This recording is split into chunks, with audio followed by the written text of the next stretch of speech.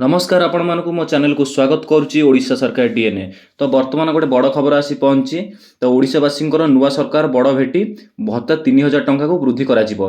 तो बुझीपारे एवं भत्ता जो आगु कहुला निर्वाचन पूर्व माननीय प्रधानमंत्री कहते कि ओडिशार सरकार गढ़िले तो सिटी इनक्रेज करा जिवो 3000 टंका भत्ता पेंशन बुझीपारे बर्तमान से वृद्धि करा जिवो बोली एबे वर्तमान नित्यानंद गंडंकर बड़ घोषणा। सामाजिक शक्तिकरण मंत्री नित्यानंद गंड से कहते कि 3000 टंका को वृद्धि करा जिवो पेंशन योजना। तो बर्तमान कौ मानक मिलिबो एवं कार कार मिलिबो आसंतु वीडियो माध्यम जानिबा।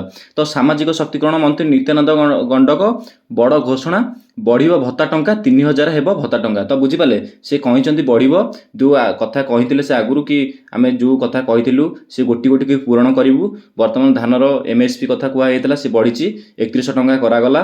तापरे आस्ते आस्ते जो सब स्कीम सुभद्रा योजना विषय कहते से सुभद्रा योजना उपरे माननीय प्रधानमंत्री कहते कि जन्मदिन अवसर सुभद्रा टंका दिज्व सेप्टेम्बर 17 तारिख में। बर्तमान ए न्यूज शुणा मिलला कि नित्यानंद गंड कहते कि 3000 टंका भत्ता प्रदान करा जिवो। तो केबे मिलिबो एवं केबेठार लागू हम केउ केउ मानक मिलिबो से विषय आसंतु वीडियो माध्यम टिके नजर पकईदेवा। राज्य में नुआ मुख्यमंत्री दायित्व नेबा परठू राज्यवासी गोटे पर गोटे उपहार देउछंती मोहन सरकार। यही क्रम आज राज्यवासी भत्ता प्रसंग में एक बड़ घोषणा करा जायछि। तो बुझीपारे आज यही विषय आलोचना कराई कह जायछि। तो केबे हेबो एवं केउ मानक मिलिबो आसंतु वीडियो माध्यम जानिबा।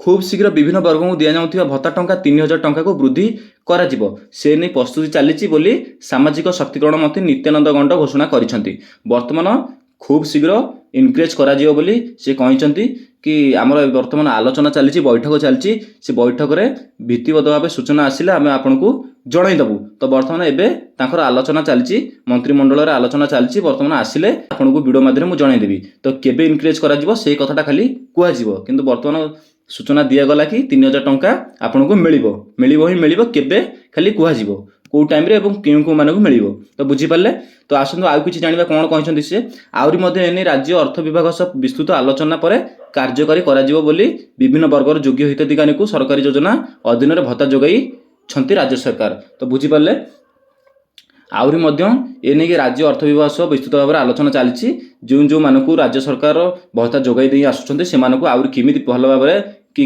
3000 टंका प्रदान करा जिवो एवं आउरी किछि लोक को एथिरे ऐड करा जिवो से नै वर्तमान आलोचना चली।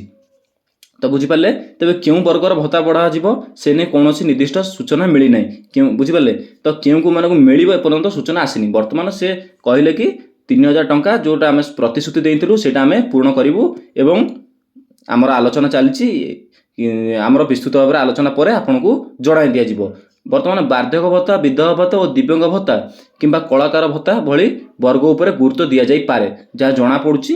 एई सब जो मानक भत्ता मिलुछि वार्धक्य भत्ता विधवा भत्ता दिव्यांग भत्ता एवं कलाकार मानकु सेमानक उपर सरकार का नजर रही से मानकर जरा जना पड़ुछि 3000 टंका वृद्धि करा जाई भविष्य में पारे। वर्तमान 1000 टंका मिलुछि। तो केउ को मानक एतरे बढ़ा जिवो केउ मानक कंटिन्यू रे जति टंका मिलु सेति रे रहिया को दिया जिवो कि केउ मानक किछि 500 देंगी बढ़िया जियो परबो से विषय ए पर्यंत स्पष्ट आसिनी। तो बैठक पर खूब शीघ्र कह दिया जीव तरफ। तो वर्तमान निर्वाचन पूर्व बीजेपी भत्ता वृद्धि करने को प्रतिश्रुति देइतिला। विस्तृत भाव आलोचना पर केउ वर्ग लोक मानक भत्ता टंका बढ़िबो से नहीं स्पष्ट हेबो। तो बुझीपारे वर्तमान बैठक चलती बैठक पर एटा कुआ जाई पारिबो। एमती गुरुत्वपूर्ण वीडियो देखा चाहते मो चैनल को सब्सक्राइब और लाइक शेयर करूँ।